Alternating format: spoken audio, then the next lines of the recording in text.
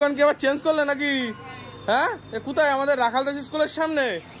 হ্যাঁ দেখুন বন্ধুরা, এই যে বৌদি যে স্পেশাল যে চিকেন দেয় পরিষ্কার পরিচ্ছন্ন করে, বৌদি দোকান চেঞ্জ করেছে রাখালদাস স্কুলের পাশে না সামনে? ও বৌদি পাশে।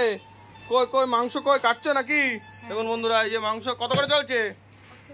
200 করে। 200 করে কটক নেবো কাকা? দাও 1.5 কিলো দাও।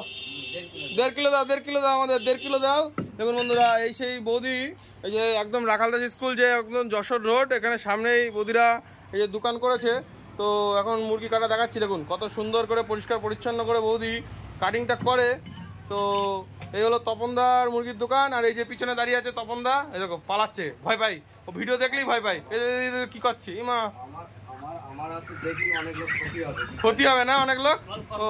ও হলো ভয় পায়। দেখো বৌদি এই যে কাটিং করছে একদম পরিষ্কার পরিচ্ছন্ন করে। বনগাঁর বুকে এখন পরিষ্কার পরিচ্ছন্ন মানে এই তপনদার দোকান।